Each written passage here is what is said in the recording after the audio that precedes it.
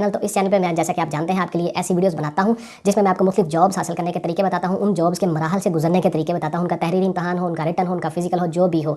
तो इन वीडियोस को आप गौर से देख लिया करें, सारी वीडियो देखा करें, स्किप मत किया करें। 10 मिनट की वीडियो होती है, इसमें आपके लिए बहुत सा सबक और मैसेज होता है।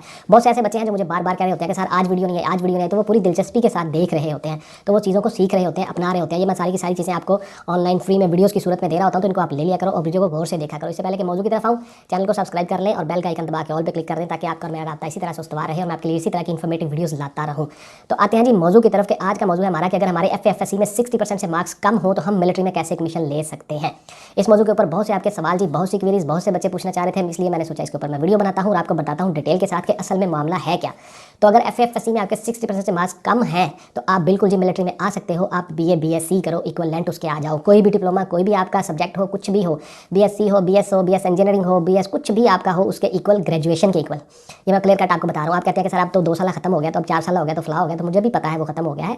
एचईसी से अप्रूव्ड ग्रेजुएशन हो, यानी मास्टर लेवल से नीचे जो डिग्री होती है ग्रेजुएशन तक की, आपकी 14 साल तालीम, उसमें आपके लिए बेटा आप एलिजिबल हो जाते हो। तो उसमें आप बीए बीएससी में या उसके इक्वल, ग्रेजुएशन के इक्वल कोई भी आपके पास डिग्री है, तो उसमें आपके 60% मार्क्स हो तो एफएससी के मार्क्स पीछे रह जाते हैं, वो खत्म हो जाते हैं, आप एलिजिबल हो जाते हो।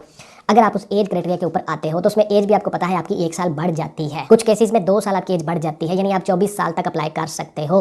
18 से लेकर 24 साल तक आप ग्रेजुएशन वाले बच्चे। तो आप लोगों के लिए जी सबसे पहली बात तो ये थी, इसी के टॉपिक पर वीडियो बन रही है। अब आता हूँ मैं आपके दूसरे सवालों की तरफ कि आप किस तरह से उसमें अप्लाई करके मिलिट्री में कमीशन ले सकते हो। आप चाहे सेकंड लेफ्टिनेंट के तौर पर आ रहे हो, आप चाहे कैप्टन के तौर पर आ रहे हो, आप किस तरह से ये कमीशन ले सकते हो। तो वीडियो को गौर से देखिएगा, स्किप मत कीजिएगा, एक एक जुमले पर गौर कीजिएगा। आप लोगों का अगला सवाल, सर मेरी उम्र भी ज्यादा हो गई है, तो मैं एफएससी में मार्क्स कम है, तो मैं कैसे फिर तैयारी करूँ, कहाँ से तैयारी करूँ और क्या मैं एलिजिबल हूँ।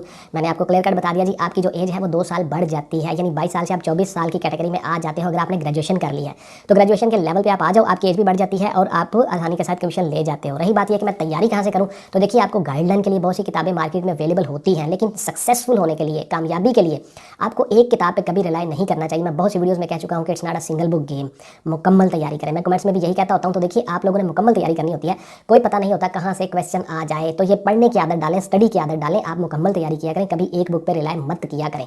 बहुत से बच्चे आप में से कहते हैं कि सर मुझे वो बुक बता दें जी, मैंने फटाफट तैयारी करनी है। और मुझे बड़ी हैरानगी होती है आप लोगों की कि आप लोग कहते हो कि सर वो मुझे बता दें कि ऐड आ गई है, मैंने तैयारी शुरू करनी है। क्या बात है आप लोगों की यार, ऐड देख के आप तैयारी करोगे। अल्लाह के बंदो, बहुत ज़्यादा बच्चे बैठे होते हैं, साल साल से 6-6 महीने से 2-2 साल से पढ़ रहे होते हैं मुसलसल, और जो भी जॉब आती है उसमें अप्लाई कर देते हैं और हो जाते हैं। तो आप लोगों ने मुसलसल पढ़ना होता है, स्टडी एक मुसलसल प्रोसेस है, ऐड देख के नहीं आपने पढ़ना होता पुत्र। तो इसलिए आप हर वक्त तैयारी करते रहा करो। आपका अगला सवाल जी, मिलिट्री के लोगों के लिए क्या रियायत है जी। बिल्कुल जी, मिलिट्री के लोगों के लिए रियायत है, वो ऑलरेडी मिलिट्री में सर्व कर रहे हैं तो उनके लिए रियायत है। नंबरों में भी रियायत हो जाती है, एज में भी रियायत हो जाती है, उनको रिलैक्सेशन दी जाती है। 25 साल तक वो अप्लाई कर सकते हैं मिलिट्री वाले, जितने भी जवान हैं, चाहे वो कंस्टेबल हो चाहे वो नायक हो, यानी उसी एज क्राइटेरिया में अगर वो आ रहे हैं, 25 साल के अंदर है, तो वो अप्लाई कर सकते हैं कमीशन में आईएसएसबी के लिए, और उनके मार्क्स भी 50% हो तो चल जाते हैं, because they are already serving military officers. तो इस तरह से वो उसमें कमीशन में हिस्सा ले सकते हैं और पास हो सकते हैं और कमीशन अप्लाई कर सकते हैं। बहुत से ऐसे बच्चे हैं, बहुत सी ऐसी मिसालें हैं जो कांस्टेबल भर्ती हुए और चीफ तक भी गए और मेजर जनरल तक भी गए। ऐसे लोग मौजूद हैं, उन्होंने कमीशन लिया, बाद में वो आहिस्ता आहिस्ता ऊपर जाते गए और मिलिट्री में अच्छे उहदों, अच्छे रैंक्स पर रिटायर्ड हुए। तो आप सब लोग भी ऐसा कर सकते हो जी। मेरे मैट्रिक में 60% मार्क्स नहीं है, लेकिन एफएफएससी में मेरे 70% मार्क्स हैं, तो क्या मैं अप्लाई कर सकता हूँ? बिल्कुल जी आप कर सकते हो। मेरी पिछली वीडियो आ चुकी है, उसमें मैं डिटेल के साथ बता चुका हूँ कि अगर आपके मार्क्स कम है तो आप उससे अगली डिग्री कर लो, उससे अगली डिग्री के आपके मार्क्स उससे ज़्यादा होने चाहिए, अप टू द मार्क होने चाहिए, जैसा कि क्राइटेरिया में बताया गया है।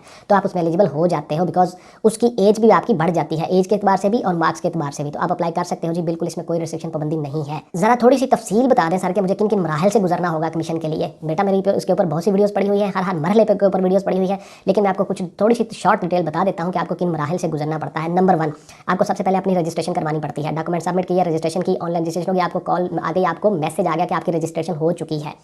नंबर 2, आप जब जाते हो उसमें एग्जाम देने के लिए, तो आप सबसे पहले उसमें आपका होता है वर्बल टेस्ट, उसके बाद फिर आपका होता है non verbal test, verbal test, उसके बाद आपका हो गया एकेडमिक टेस्ट। तीनों टेस्ट में आप पास हो गए और जो बच्चा पास होता जाता है वही अगले स्टेप में जाता है, बाकी सारे साथ साथ ही फारिग कर दिए जाते हैं। ये होती है कामयाबी की एक आपके पास कि आपने किस तरह से, अगर आप कामयाब हो चुके हो, आपके तीनों टेस्ट हो गए, उसके बाद फिर आपकी होती है फिजिकल जी। फिजिकल में आपकी दौड़ है, पुशअप्स है, चिनअप्स है, सिटअप्स है, तमाम चीज़ें मौजूद हैं।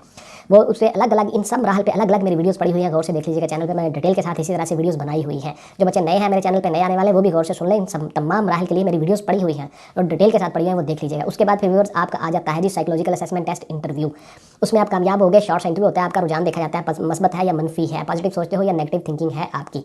उसके बाद फिर आपका आपका होता है जी इब्तदाई मेडिकल। इब्तदाई मेडिकल में आप क्लियर हो गए, आपकी बवासीर चेक हो गई, आपकी पाइल चेक हो गई, आपकी डायबिटीज़ चेक हो गई, ब्लड प्रेशर चेक हो गया, इब्तदाई तौर पे चेस्ट वगैरह तमाम कद, हाइट, नज़र, ये सारा कुछ आपका चेक हो गया, तो फिर आपका होता है फाइनल इंटरव्यू। इब्तदाई इंटरव्यू उसको कहते हैं। उस इंटरव्यू में आप क्लियर हो गए तो आपको ISSB फॉर्म दिया जाता है। ISSB फॉर्म आप फिल करके दे देते हो, फिर आपको ISSB कॉल लेटर आता है। तो जो बच्चे ISSB फॉर्म फिल करके देते हैं और डॉक्यूमेंट्स उनके वहीं रहते हैं, वो सिलेक्ट है सारे, वो पास है। जिनको डॉक्यूमेंट्स वापस कर दिए जाते हैं, स्टैंप लगा के वो वापस कर देते हैं बैक साइड पे, वो सारे के सारे पास नहीं हैं। और जो ISSB फॉर्म फिल करके नहीं आते वहाँ पे सेंटर में, वो सारे के सारे पास नहीं हैं, वो फेल हैं। आप सब लोग फारिग हैं। जिनको ISSB फॉर्म मिला, उन्होंने फिल किया, उनके डॉक्यूमेंट्स उनके पास ही रहे मिलिट्री रिक्रूटमेंट सेंटर वालों के, आप सब लोग बेटा पास हो, आप ISSB पे जाओगे। फिर जब आप ISSB में जाते हो, वहाँ 5 दिन का प्रोसेस होता है। 5 दिन के ऊपर आपने हर काम करना होता है और आप आसानी के साथ कमीशन ले जाते हो। उसमें मेरी अलग अलग हर डे पे वीडियोस पड़ी हुई है, वो गौर से देख लें। बहुत सी वीडियोस आ रही है कमीशन के ऊपर, बिकॉज मार्च अप्रैल में मोस्ट प्रोबेबली मार्च अप्रैल में कमीशन आ रहा है, तो उसमें आपने अप्लाई करना है। तो उसके लिए मैं बहुत सी वीडियोस बना रहा हूँ आप लोगों के लिए, ताकि आपको कोई डाउट, कोई भाम ना रहे और आप आसानी के साथ कामयाब हो जाओ। तो ये था जी मुख्तसर तौर पर मुख्तलिफ मराहिल के बारे में आपको आगाही देना। उसके बाद आता हूँ आपके अगले सवाल की तरफ। मेरी सर उम्र 25 साल हो गया, तो क्या मैं कमीशन ले सकता हूँ? मुझे बता दीजिए प्लीज़। बिल्कुल जी, आप कमीशन ले सकते हैं। अगर आप MA MSc हैं, आप मिलिट्री की एजुकेशन कोर में कमीशन ले सकते हैं। आप मिलिट्री के 1-2 और हैं, वहाँ पे मेडिकल कोर है, उसमें कमीशन ले सकते हो।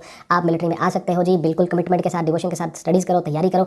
आपकी एज क्राइटेरिया के बाद आपका कद, नज़र, हाइट, शाइट, हर चीज़ मिलिट्री अकॉर्डिंग टू रूल्स मौजूद है, क्लियर है, ओके है, तो आप मिलिट्री में आ सकते हो। उसमें ऐसी कोई पाबंदी नहीं है। मुझे कहाँ से तैयारी करना होगी? फिर से आपका सवाल जी। तो देखिए, आपको तैयारी जो है वो बहुत सी बुक्स हैं, वो पढ़नी होगी, अकेडमीज़ में जाना होगा। मेरे पास आ जाओ, ऑनलाइन तैयारी मैं भी करवाता हूँ। मिलिट्री में जाने के लिए मेरी अकेडमी है, आप वहाँ पे मेरे साथ तैयारी कर सकते हो। बहुत से बच्चे तैयारी कर रहे होते हैं और आप तैयारी कर सकते हो, घर में बैठ के भी कर सकते हो। बहुत सी चीज़ें देख सकते हो, एक्सप्लोर कर सकते हो। थोड़ी सी आपको मेहनत करना होगी। उसके बाद फिर आपका सवाल जी कि क्या सर पास्ट पेपर मुझे कहीं से मिल जाएंगे? पास्ट पेपर मुझे कहाँ से मिलेंगे? तो देखिए, ये कोई बोर्ड का एग्जाम नहीं होता कि इसके पास पेपर अवेलेबल होंगे मार्केट में या कहीं पे कोई बुक्स छपी होंगी। इसके कोई पास पेपर नहीं है। ये मिलिट्री के इंटरनल एग्जाम्स होते हैं, उनके अंदर ही वही पेपर, वहीं पे हर चीज़, क्वेश्चन पेपर, हर चीज़ वापस ले ली जाती है।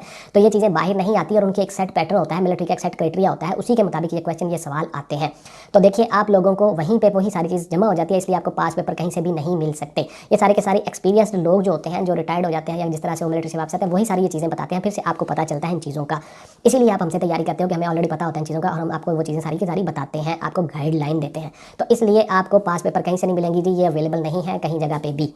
तो क्या सर मिलिट्री में कमीशन लेने के लिए हमें बहुत बड़ी सिफारिश चाहिए, बहुत बड़े पैसे चाहिए? बिल्कुल नहीं जी, कोई सिफारिश नहीं, कोई पैसा नहीं। मैं बार बार कह रहा हूँ, अपनी वीडियो में कह चुका हूँ, हर काम मेरिट पे होता है जी। अगर आपके अंदर कोई एबिलिटी है, आपके अंदर कोई सलाहियत है, पावर है, तो आप आराम से उसमें कमीशन ले जाते हो।